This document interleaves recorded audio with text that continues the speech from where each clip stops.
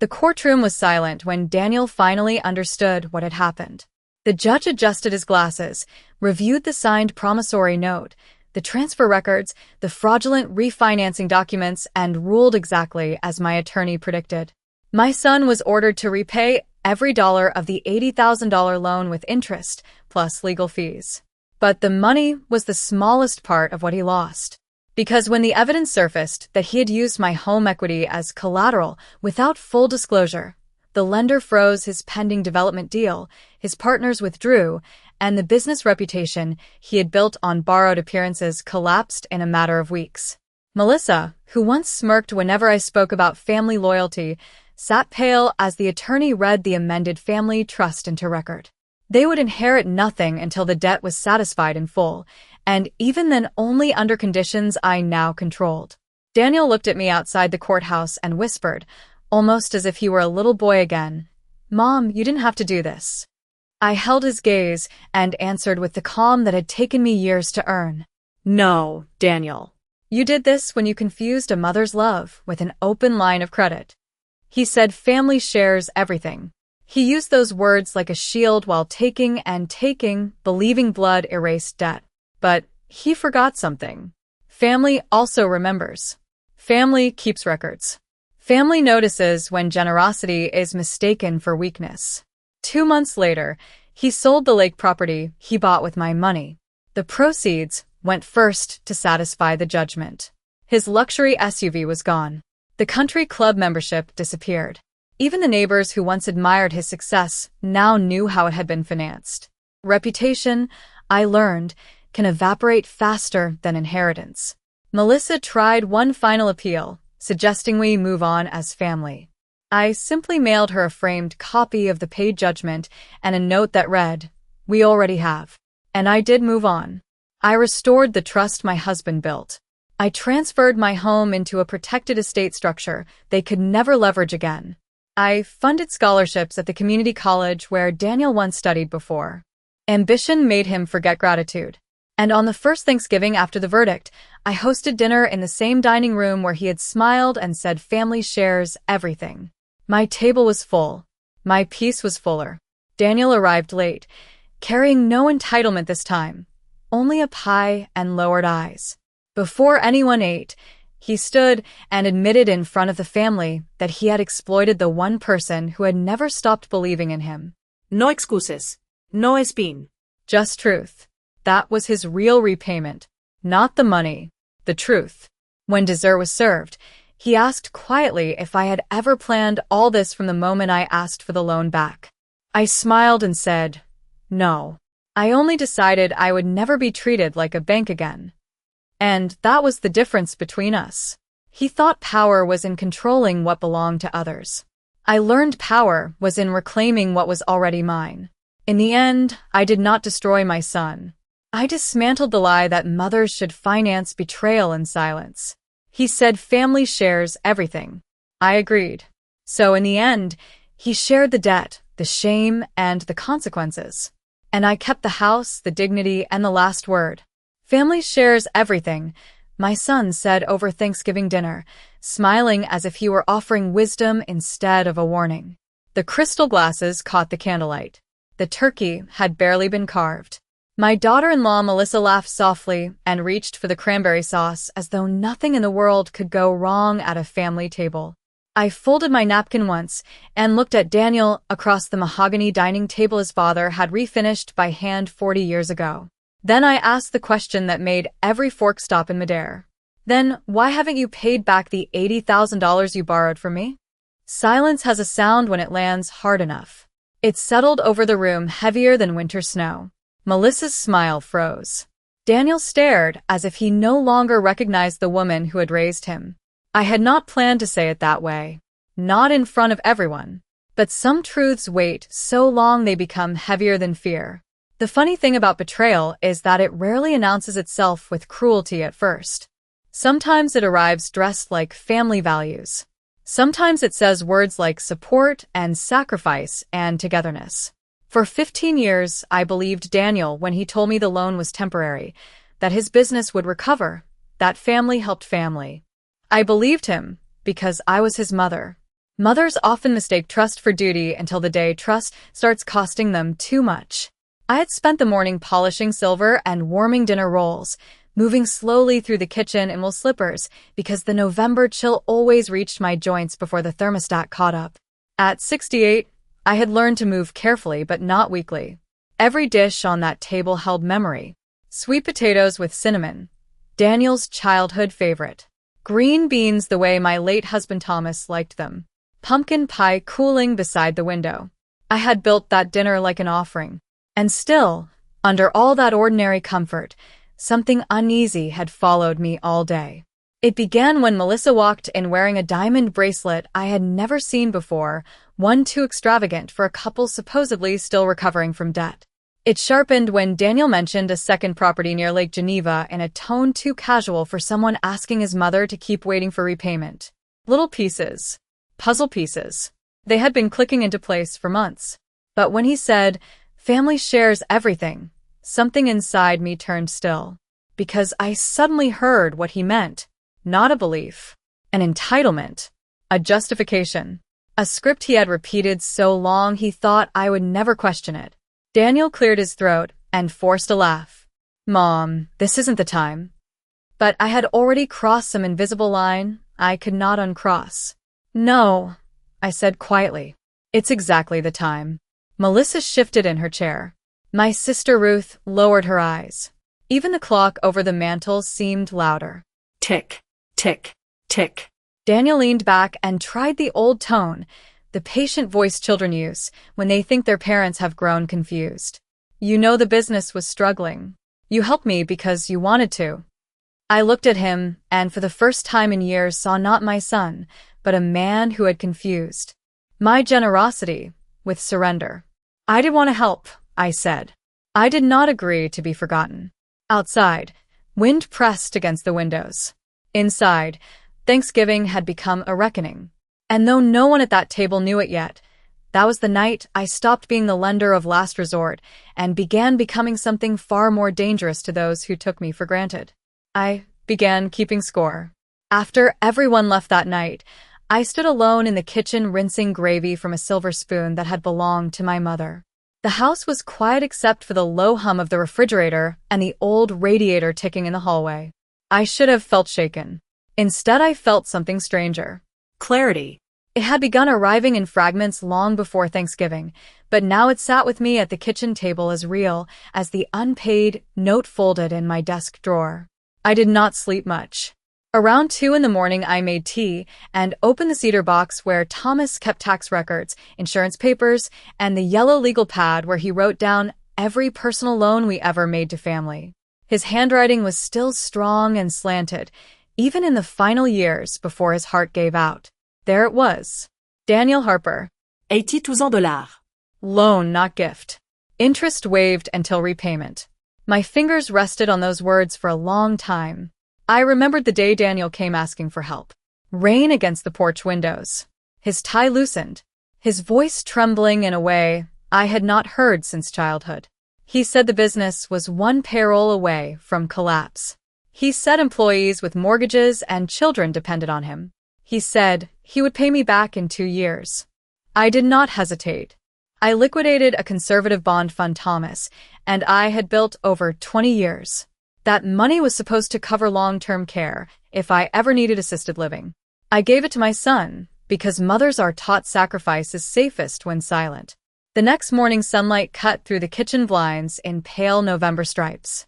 I drove to the bank after breakfast, wearing my navy wool coat and the pearl earrings Thomas gave me on our 30th anniversary. Mrs. Alvarez at the branch had known me for years. She printed, archived transfer records without asking too many questions. I sat in the parking lot reading statements line by line. What unsettled me was not what I found, but what I had failed to see before.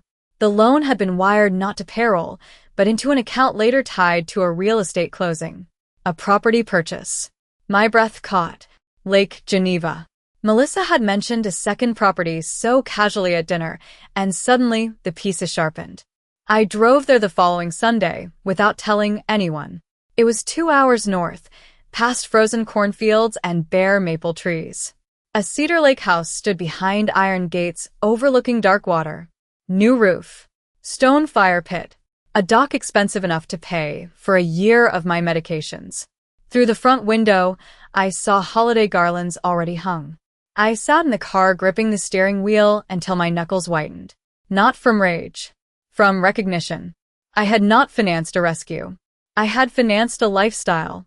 On the drive home, I kept hearing Daniel as a little boy asking me if families ever stopped loving each other when they fought.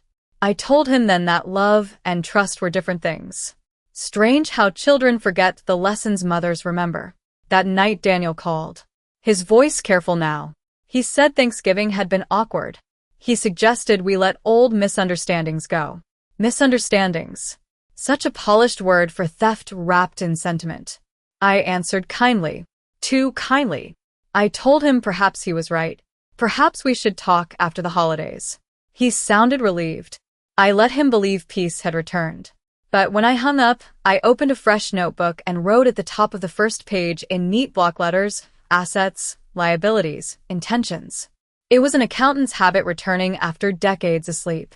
I was no longer sorting memories. I was building a case. December settled over Illinois, with the kind of cold that made window panes whisper at night. I moved through those weeks as if nothing had changed. I mailed Christmas cards.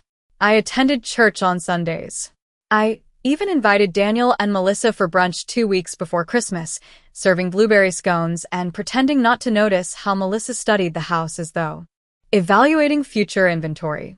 There is a strange power in letting people believe you remain exactly as they last underestimated you. Daniel came carrying expensive coffee beans from some boutique roaster in Chicago, a piece offering too polished to be sincere. He kissed my cheek, called me stubborn in the affectionate way he used when trying to soften me. But I had begun seeing his charm as accounting entries.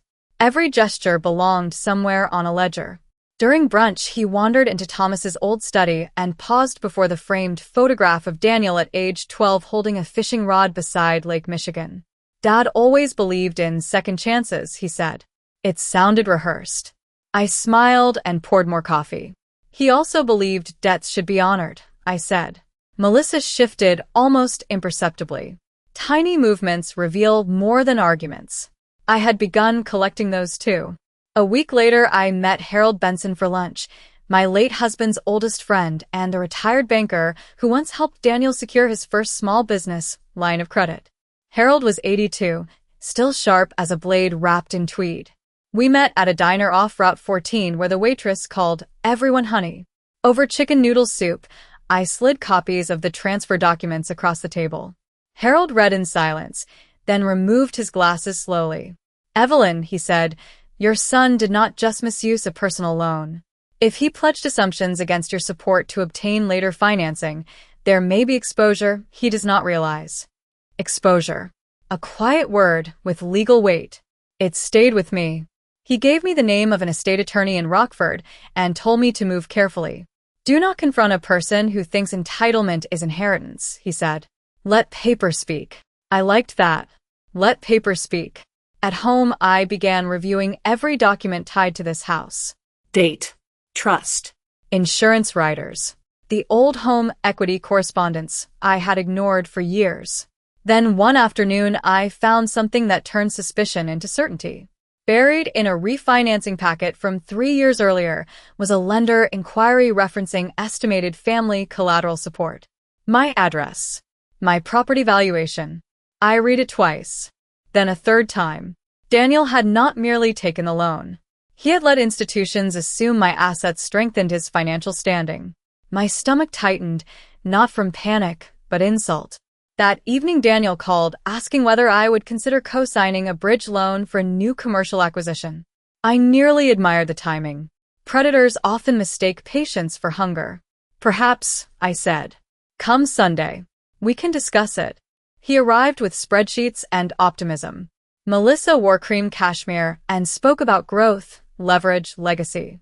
Such elegant words for reaching into an old woman's walls. I listened. I nodded. Then I asked Daniel to explain, in front of me, why a struggling businessman needed a lake house, a second mortgage strategy, and his widowed mother's signature. He laughed too quickly. You worry too much. There it was again. Dismissal disguised as tenderness. But this time I was ready.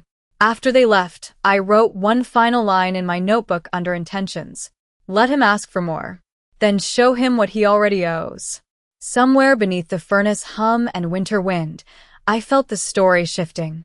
Not toward revenge. Toward structure. Toward consequence. Toward the moment those who treated family as an instrument would discover a mother can audit more than memories. By New Year, the snowbanks along my street had hardened into gray ridges, and the town seemed quieter, as if winter itself were listening. I spent those days doing what I had always done when life required discipline. I organized. Every morning after oatmeal and black coffee, I sat in Thomas's study with legal pads, account statements, and a brass lamp casting warm light over decades of paper. What began as wounded discovery was becoming architecture. Harold's attorney, Margaret Sloan, met me in an old brick office above the courthouse. She wore no nonsense in her expression and pearls smaller than mine. I liked her instantly. She read through my documents with the calm of someone who had seen greed dressed in family clothing before. When she reached the lender inquiry using my property as implied collateral support, she looked up and asked one question. Did you ever authorize this? Representation? Y ensured no. She tapped the paper once. Then your son has made assumptions on assets he does not control. Her words carried no outrage, only precision. Precision can be colder than anger. We discussed options. Demand letter. Trust restructuring. Possible civil recovery. I expected my hands to tremble hearing my son described in legal terms. They did not. What unsettled me more was remembering how often I had ignored smaller warnings because they wore my child's face. On the drive home, I recalled Daniel at 25 asking for help with his first apartment deposit. Then 32, borrowing against an equipment purchase. Every request had sounded temporary. Every repayment had come slower than promised. I had called it struggle. Thomas once called it pattern. Strange what widowhood lets you hear again.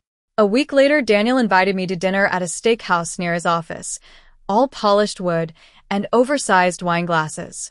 He wanted to discuss family planning, he said. I arrived in my camel coat and watched him perform concern with practiced ease. He spoke about markets tightening, about opportunities requiring speed, about how families who build wealth must think collectively. Then he slid a folder toward me. Bridge financing documents. Signature tabs marked with yellow stickers. He had come to ask me to risk my home. Again. I turned pages slowly. Margaret had warned me men accustomed to entitlement often reveal themselves when they believe victory is close. Daniel leaned in. With your backing, this multiplies for all of us. For all of us. Such a beautiful phrase when theft needs perfume. I closed the folder. How much do you still owe me? I asked. His jaw tightened before recovering. We can settle old things later. Old things. As if debt ages into myth. I smiled in the way mothers do when sons forget who taught them arithmetic. No, Daniel. We settle old things first. Melissa arrived midway through dinner, draped in confidence, carrying shopping bags from stores where no one asks prices aloud. She kissed Daniel, then launched into stories about a ski property in Colorado they were considering. A third property, while my loan remained unpaid. I watched them together and felt something almost like sorrow, but cleaner. The sorrow of illusions leaving.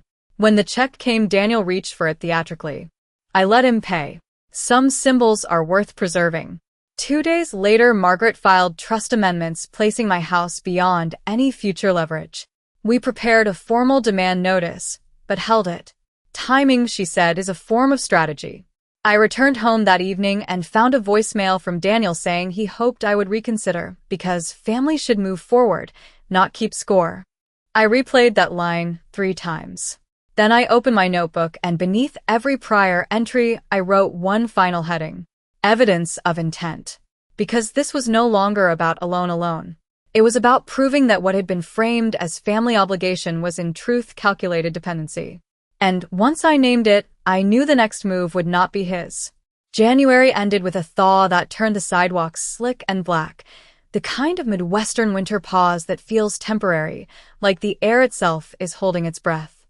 I had begun to understand timing not as waiting, but as pressure building invisibly. Margaret called one Tuesday morning and said she had found something in county records I needed to see in person. I drove through slush to her office, my gloves damp from scraping ice off the windshield. She laid out certified copies across her conference table. A commercial loan filing. Daniel's company listed personal guarantors, but attached in supporting schedules were asset references tied again to anticipated family-backed stability. My property had become part of a story he was telling lenders, even when not legally pledged. It was smoke crafted to look like collateral. Margaret tapped the page with one red polished fingernail. "This matters," she said. Intent becomes easier to establish when patterns repeat. I sat very still. The room smelled faintly of paper and coffee. Betrayal often arrives as an emotion. This had become documentation. On the drive home, Daniel called unexpectedly cheerful. He wanted to take me to view a development project over the weekend, said he wanted me to see what we are building together. Together. The word almost made me smile. I agreed. Sometimes truth needs room to reveal itself. Saturday we drove west in his luxury SUV, leather seats warm, satellite jazz humming low. He spoke the whole way about expansion, investor confidence, a possible exit worth millions. At a half-built retail complex, he gestured towards steel beams and muddy lots, as though showing me a cathedral. "This is legacy, Mom." I watched his face when he said it. He believed his own mythology. Then, almost casually, he mentioned the bank wanted reassurance on family support structures and joked I should be grateful he was including me in something bigger than retirement accounts. Joked. Some cruelties wear cufflinks. I asked if Melissa knew he was asking me again to strengthen his financing. He laughed. "Melissa says you always come around." The sentence landed colder than wind. Not because of arrogance, but because it revealed conversation happening behind closed doors. They had discussed my resistance as temporary inconvenience. On the ride back, I said little. Silence makes the careless talk more. Daniel filled it. He mentioned the lake house needing dock repairs. He mentioned a ski trip in Aspen. He mentioned cash flow pressure. Every sentence was evidence walking toward me uninvited. That evening I wrote down everything while memory was warm. Then I did something Daniel would never have imagined. I called his junior partner, Eric Monroe, using a number from an old holiday card. I did not accuse. I asked one careful question about whether Daniel's lenders believed family assets stood behind pending deals. Eric hesitated too long, then answered too vaguely. Sometimes evasion confirms more than confession. Margaret smiled when I told her. "He is overextended," she said. People overextended make mistakes when they think support is guaranteed. We prepared the formal demand package, but still did not send it. Instead, she suggested one final test. Let Daniel ask once more for my signature. Let refusal expose reaction. Days later, he did exactly that, arriving unannounced with pastries and a folder thicker than before. I invited him in, served coffee, and listened, while he framed obligation as opportunity. Then I said gently, "Before I sign anything, I need full repayment terms on what you already owe." His expression changed so quickly it was almost childlike. Injured, then irritated, then something harder. "After everything I am building for this family, you are counting dollars?" he asked. I looked at him and understood at last the difference between love and leverage. "No, Daniel," I said. "I am counting truths." When he left, he forgot his folder on the side table. Inside was a draft personal guarantee form naming my home in supplemental disclosure notes. I held the paper under the kitchen light and felt the story cross another threshold. He had not only taken from me, he had planned to take again. And now I had proof that even his next move had already failed. February came with brittle sunlight and hard blue skies, the kind that make every branch look sharpened. I kept Daniel's forgotten folder exactly where he left it for 2 days before opening it again with Margaret beside me. We spread the papers across her conference table like surgeons studying an old wound. There it was in black ink, hidden in supplemental disclosures ordinary borrowers might never read closely. Estimated support tied to parental residence valuation. Not signed. Not yet used. But prepared. Margaret removed her glasses and said quietly, "This is attempted dependency by design." I did not answer right away. I was remembering Daniel at 8 years old, building forts from sofa cushions and asking whether mothers ever stop protecting sons. How strange that protection, left unchecked, can become permission. Margaret proposed we move from defense to controlled exposure. No dramatic confrontation. No emotional scene. Paper. Sequence. Consequence. We sent a narrow request first, not a lawsuit, only a formal notice demanding documentation of the original loan use and written acknowledgement of repayment obligations. It arrived at Daniel's office on a Wednesday morning. He called within an hour. His voice was too calm. Calm in the way ice looks harmless before it cracks. "Why involve lawyers?" he asked. "This makes us look divided." I almost admired the instinct. Even now, his first fear was appearances. I told him families look divided when trust has already split. Then I let silence do the rest. 2 days later, Melissa appeared at my door carrying lemon bars from a bakery she knew I liked. She had not baked a thing in her life. She sat at my kitchen table praising family harmony, reminiscing about holidays, saying misunderstandings grow when people listen to outsiders. Outsiders. She meant lawyers. Perhaps even truth itself. Then she lowered her voice and said something she thought sounded practical. "At your age, legal stress can be exhausting. Daniel only wants to make sure your assets stay productive." Productive. I looked at this woman who had measured my home in terms of leverage and realized she was not careless. She was strategic. "My assets have already become productive," I said. "They are producing clarity." Her smile thinned. Before leaving, she glanced toward Thomas's study, toward the room where the trust documents now sat beyond their reach. Predators always look once more at the fence. A week later, Eric Monroe called me privately. His tone had changed. Nervous men become polite. He asked whether Daniel's family support assumptions were still solid, because lenders were asking questions after the document request. I answered only that assumptions are dangerous when built on unpaid debts. He understood enough. That evening, Daniel arrived without warning, face pale from cold and something deeper. He did not sit. He paced my living room, accusing me of jeopardizing projects, embarrassing him before partners, risking everything he had built. For the first time, his anger showed itself without velvet. "Do you want me ruined over an old family loan?" he said. I stood by the fireplace, hands folded. No, Ian Suarez.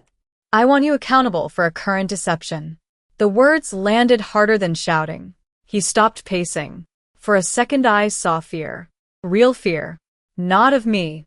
Of consequences moving without his permission. After he left, Margaret called with the next turn. One lender had frozen review pending clarification of support representations. A pause. Small but costly. Pressure had entered his world. I slept well that night for the first time in months. Not because my son was suffering, because illusion was. In the morning, I opened the notebook where this began, and under evidence of intent, I added a new heading. Reaction under exposure. Because once a person reveals what they become when denied access, the story changes. This was no longer about proving Daniel had taken advantage. It was about letting his own responses strip away every disguise he had worn. March arrived with rain that loosened the last dirty snow from the curbs, and with it came the first visible fractures in Daniel's certainty. Margaret called one morning before breakfast and said one of his commercial lenders had issued a formal request for supplemental disclosure explanations. Not an accusation. Not yet. But the kind of letter investors read twice. Pressure, once introduced, rarely stays contained. I set the phone down and watched Robin's pick at thawing ground outside the kitchen window, thinking how quietly seasons overturn what seemed permanent. Daniel did not call for 6 days. That silence told me more than any argument. Then on a Sunday afternoon, he appeared carrying tulips, yellow ones, my favorite, bought no doubt in haste from a grocery floral stand. He looked tired in a way expensive suits cannot conceal. We sat in the sunroom where Thomas used to read newspapers, and for a moment Daniel spoke almost honestly. He said financing had tightened, that partners were nervous, that misunderstandings with family should never have reached professional circles. There it was again. Misunderstandings. The word he used whenever ethics became inconvenient. I let him talk until he reached what he had really come to ask. He wanted me to sign a statement affirming long-standing informal support of his ventures. A harmless clarification, he called it. 1 page. Purely relational. I nearly smiled at the elegance of desperation. And if I do not? I asked. He looked down at his hands. Things could unravel. Such a revealing verb. Not fail. Unravel. Because even he sensed the threads were already loose. I told him I would consider it and asked him to leave the statement. After he left, I drove straight to Margaret. She read the document and laughed once, without humor. He is asking you to retroactively legitimize assumptions that may expose him. She set it aside. Now we know how far he will reach when cornered. That afternoon, we made the decision to move from controlled exposure to irreversible positioning. Demand for repayment would be converted into formal action if ignored. Trust amendments would be supplemented by a revised inheritance structure contingent on debt satisfaction. I signed papers with steadier hands than I expected. Sometimes peace comes not from forgiveness, but from boundaries finally written down. Yet what surprised me most came 2 nights later. Melissa called after 9, her voice stripped of polish. She asked to meet alone. We sat in a quiet coffee shop near the interstate where truck headlights slid past wet pavement outside. She stirred tea she never drank and said Daniel had overextended farther than I knew. There were bridge loans layered on bridge loans. Personal guarantees, leaning on optimism. She did not confess out of conscience. She confessed because the architecture was shaking. Then she said something I will never forget. If you press this, we could lose everything. I looked at her and understood she still believed I was deciding whether to protect them from consequences. Melissa, I said, you lost everything the day you mistook my trust for an asset class. She blinked as if slapped by truth alone. When I came home, there was a certified envelope waiting at my door. Daniel's attorneys responding to our request, disputing terms, implying the original funds were parental assistance absent in forcible repayment structure. Margaret read it the next morning and smiled in a way I had begun to trust. Good, she said. Now they have committed a position. Paper speaking, just as Harold promised. We filed. Quietly. Properly. No teatrix. But once documents enter a courthouse, stories people tell themselves begin meeting facts that do not bend. That evening I opened my notebook and wrote under reaction, under exposure, a final line. Denial has become defense. Defense will become collapse. And for the first time, I longer felt I was preparing for a reckoning. I felt I had already stepped into one, and the people who believed an old woman would blink first had begun learning what patience looks like when it has finally chosen a side. April opened with court dates, daffodils, and a stillness that often comes before storms. By then the filings had moved beyond threats and into schedules, responses, and disclosures no one could charm away. Daniel stopped calling me directly. Everything came through attorneys now, as if legal stationery could soften what blood had made harder. Margaret said this was common. People who build power through informal pressure often become brittle when forced into formal process. Discovery requests began pulling threads Daniel had assumed would remain decorative. Financial statements, partnership communications, property schedules. Every document widened the gap between the story he told and the structure underneath it. Then came the first real crack. Harold called one morning before church and said he had heard through old banking circles that Daniel's lead investor had suspended participation pending resolution of family-related liabilities. Such polite language for panic. I set down the phone and looked at Thomas's portrait over the mantel. You would have hated this, I told him. But perhaps not the part where truth was finally doing its own work. 2 weeks later, depositions were scheduled. Margaret prepared me in her quiet, methodical way, though she said little preparation was needed when one has lived the facts. Daniel arrived at the law office looking diminished, though trying not to appear so. The expensive watch remained. The confidence did not. In the conference room, under fluorescent light that made everyone look more honest than they intended, he was asked simple questions. Was the $80,000 a loan? Had family assets been represented to strengthen financing assumptions? Had he sought additional signatures after repayment was disputed? Questions are merciless when answers are trapped between records. Daniel hedged, qualified, reframed. Then Margaret produced the forgotten folder with the supplemental disclosure notes, referencing my residence. I watched his face change in increments. Recognition. Calculation. Fear. No raised voices. No dramatic accusations. Just papers speaking. During a recess, he approached me in the hallway beside a vending machine humming under cheap lighting. "This has gone too far," he said quietly. I looked at my son, and for a moment saw the boy who once asked me to check under his bed for monsters. Strange how adulthood teaches us some monsters wear ambition. "No," I said. "It went too far when you tried to mortgage trust twice." He had no answer. A week later, the next blow came from somewhere even he did not expect. Eric Monroe resigned from the partnership and provided an affidavit distancing himself from family asset assumptions in pending financing materials. Margaret read it aloud in her office, then set it down with unusual satisfaction. "Now the narrative shifts," she said. It did. Because once an insider steps away, reputational damage begins moving faster than legal damage. Melissa called again, this time not to negotiate, but to ask whether I would consider withdrawing if Daniel liquidated some properties voluntarily. There it was. Liquidation.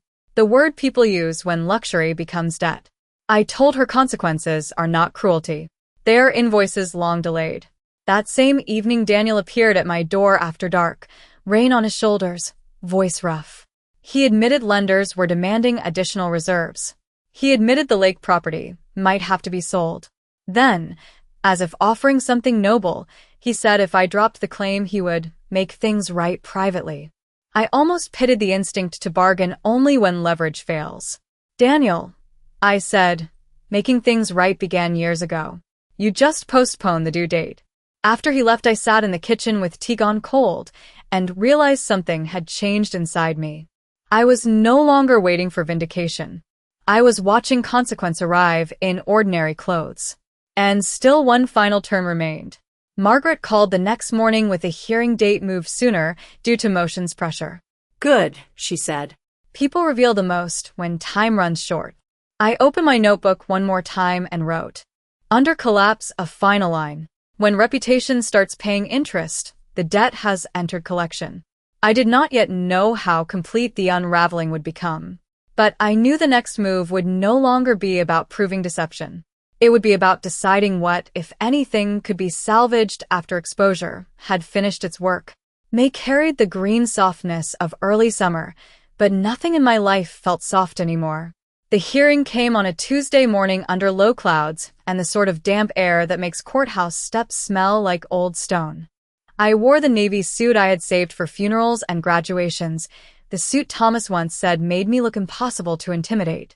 In the courtroom, everything moved with the ordinary rhythm of serious things. Papers shuffled. Lawyers whispered. The judge asked measured questions in a voice too calm to be ignored. But beneath that routine, lives were tilting.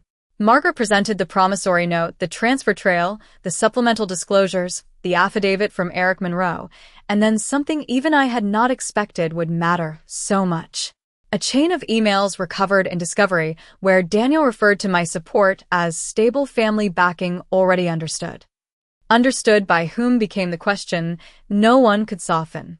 Daniel's attorney argued informality, maternal generosity, blurred expectations. Margaret answered with one sentence that seemed to settle over the room like final weather. A mother's love may be informal, Your Honor. Fraudulent assumptions are not. I felt something inside me grow still. During a recess, Daniel avoided my eyes until he could not. Then he approached, not with anger this time, but exhaustion. "I can sell the lake property," he said quietly. "We can settle without destroying everything." There was the confession hidden inside negotiation. I looked at him, and understood he had finally stopped speaking as a strategist and begun speaking as a man afraid of loss. "Daniel," I said, "what is being destroyed is not by me." He lowered his head. That afternoon, the judge ordered provisional protections pending final judgment, including restrictions affecting disputed asset transfers. It was not the end, but it was the first ruling with weight. Outside the courthouse, Melissa stood near a column in dark sunglasses, though the sun had not appeared all day. She said nothing as Daniel walked past her toward the parking lot. For the first time, I saw distance between them. Not marital distance. Survival distance. Pressure rearranges alliances. A week later, the real collapse began, moving faster than law. One lender withdrew. Another accelerated review. A trade publication ran a small piece about a stalled development tied to financing irregularities. Small article. Large consequences. Harold clipped it and mailed it to me without comment. I understood. Reputation had entered evidence. Daniel called 3 nights later, sounding older than his 41 years. He admitted the lake property was under contract. The ski investment had been listed. Melissa had moved temporarily to her sister's. "I never thought it would reach this," he said. I almost answered that neither had I when I wired him the money, but some truths no longer need repeating. Instead, I asked one question. "Did you ever intend to repay me?" The silence that followed was longer than honesty usually tolerates. Then he said, almost whispering, "At first." At first. 2 words that explained a decade. After that call, I sat in Thomas's study until midnight, staring at the old legal pad where his handwriting named the loan so plainly. Loan, not gift. I realized then this was no longer only my reckoning. It was also his father's promise being defended years after death. Margaret called the next morning to prepare for final judgment proceedings and inheritance revisions. "He may still try emotional leverage," she warned. She underestimated how spent those tactics had become. Because 2 days later, Daniel arrived unexpectedly carrying a cardboard box. Inside were old photographs, my late husband's pocket watch, and the original birthday card I wrote Daniel when he turned 18. He placed the box on my dining table and said, "I do not know how to fix what I have broken." It was the first uncalculated sentence I had heard from him in months. I touched the watch, but not his hand. "Start by telling the truth when it costs you," I said. He nodded once.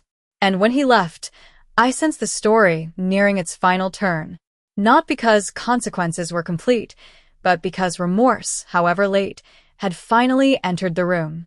And once remorse arrives after exposure, judgment stops being about punishment. It becomes about what survives the accounting.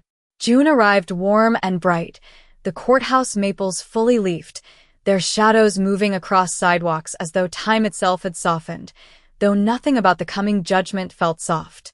Final proceedings lasted less than 2 hours, yet they carried the weight of 10 years. Daniel sat at counsel table, no longer trying to project success.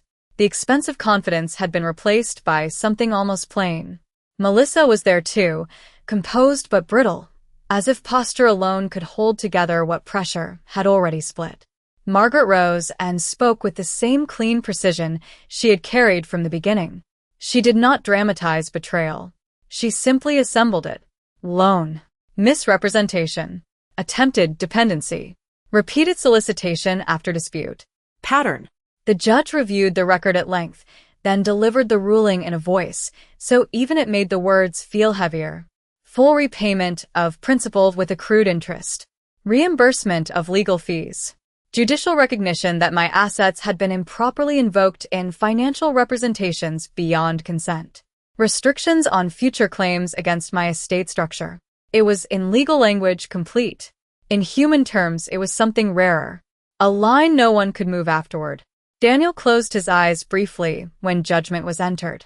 Not theatrical, just tired. Outside the courtroom, he asked if we could walk. We sat on a bench facing the square where a fountain had just been turned on for summer. Children ran near the water. Life, indifferent and ongoing.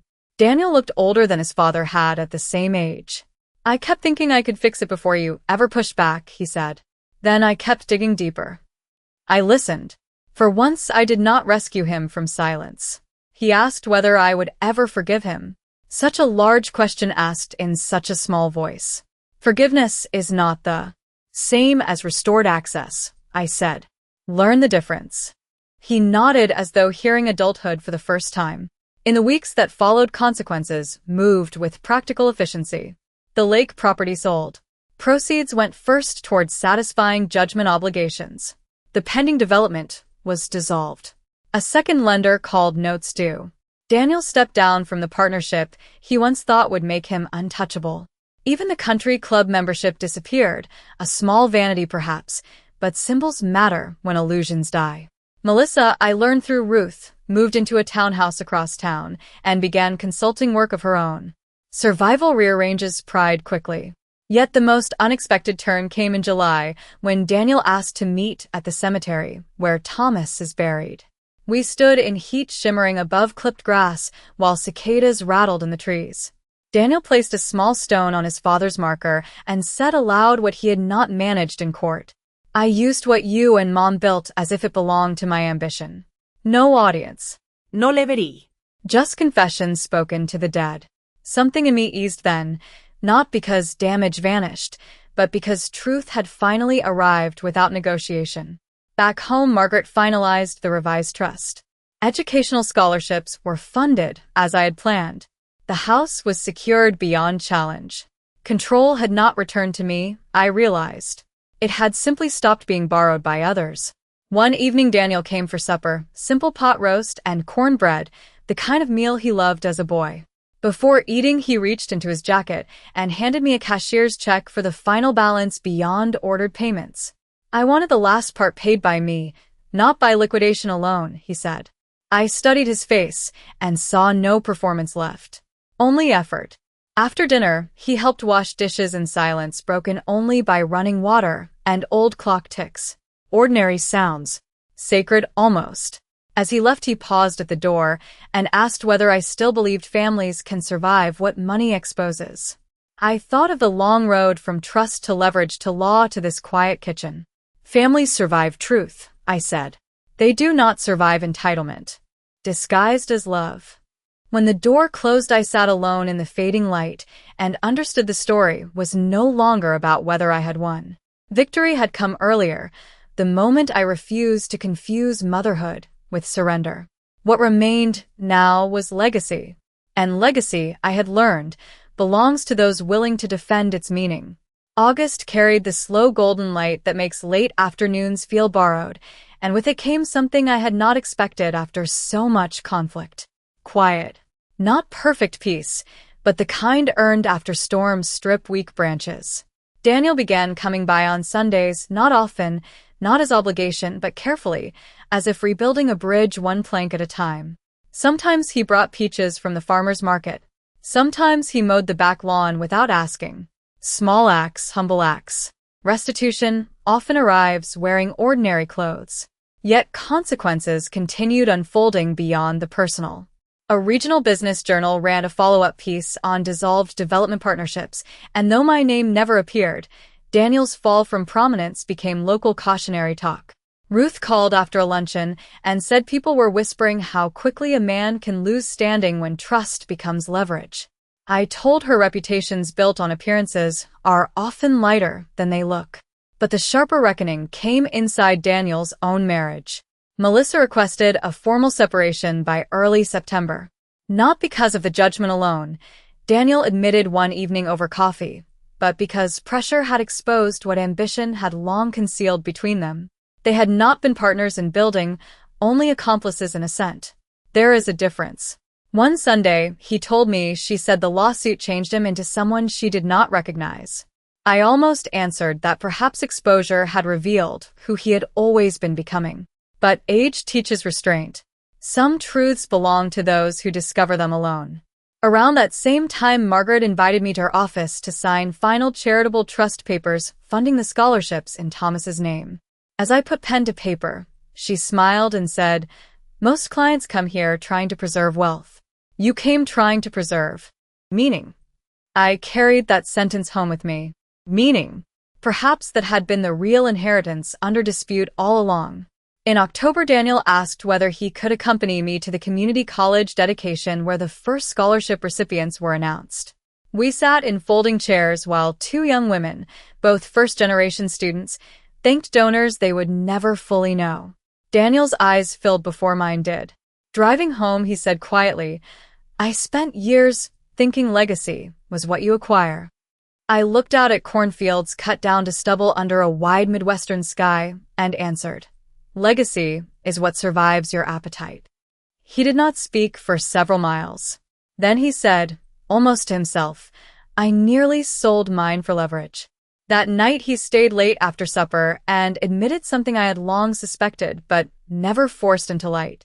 In the worst months before the case, he had considered moving against my home through indirect pressure if I refused cooperation.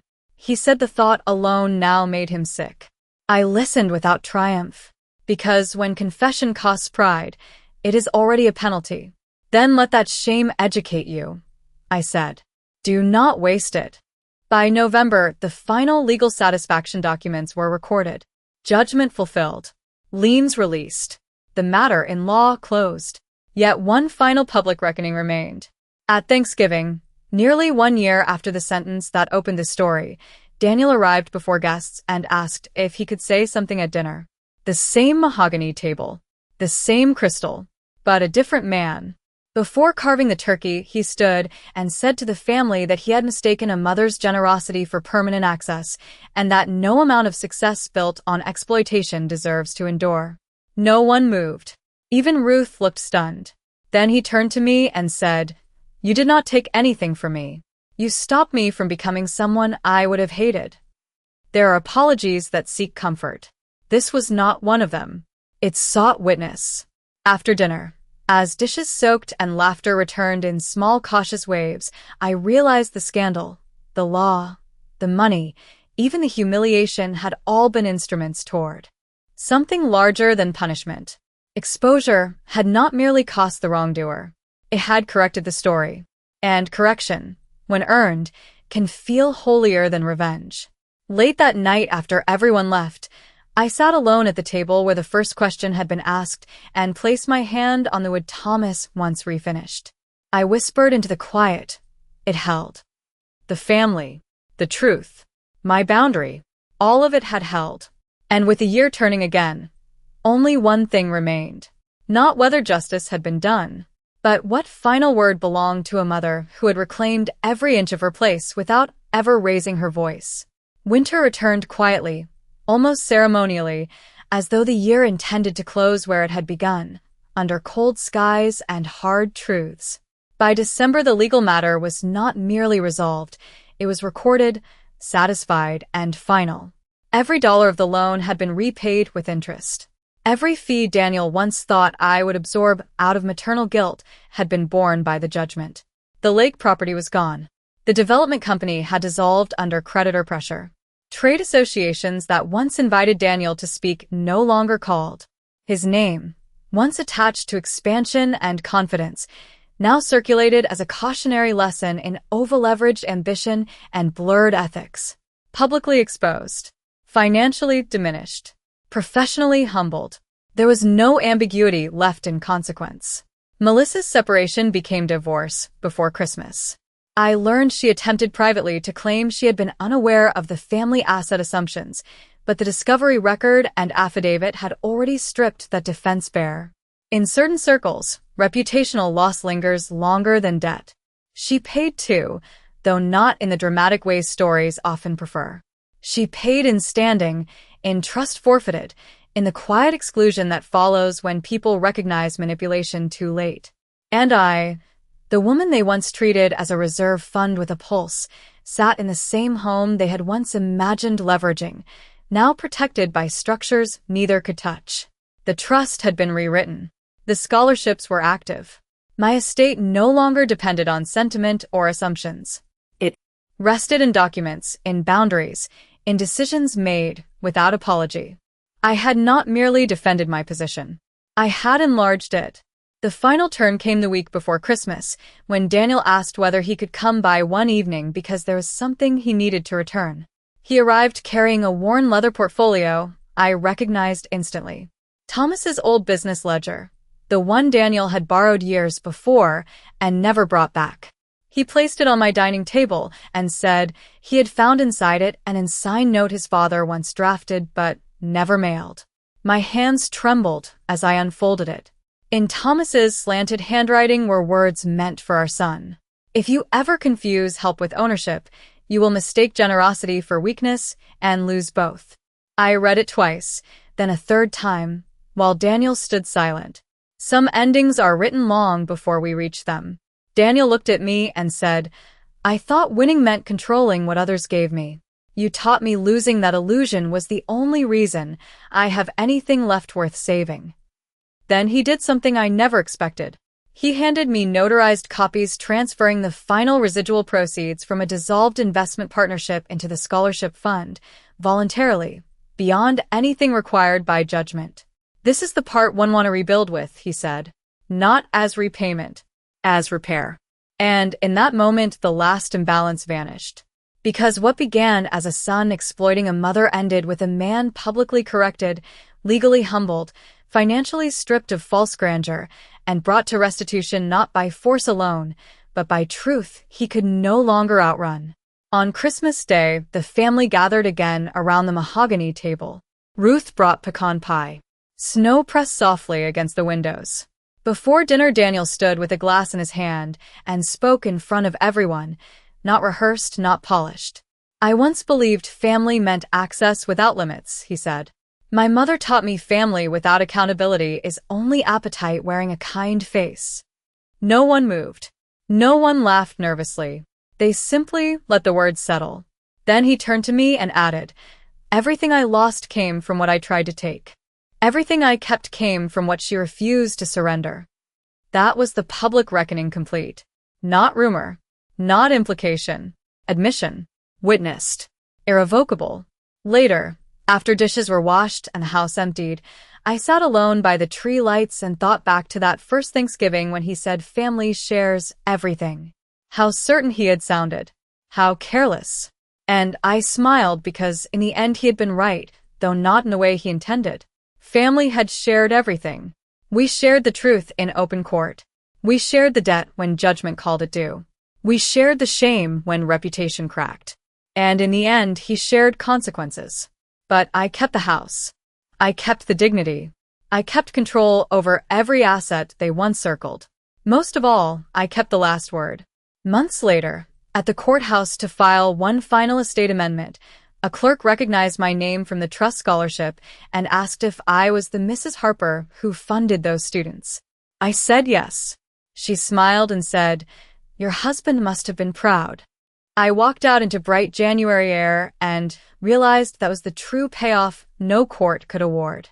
Not that the ones who wronged me had paid, but that what they tried to exploit had become something larger than either of them could have imagined. I had turned betrayal into legacy. I had turned a loan into a line no one would cross again. And I had done it without shouting, without begging, without surrendering 1 inch. Some people think justice arrives as revenge. They are wrong. Justice arrived the day a mother asked for her money back before giving another dollar. Everything after that was only interest.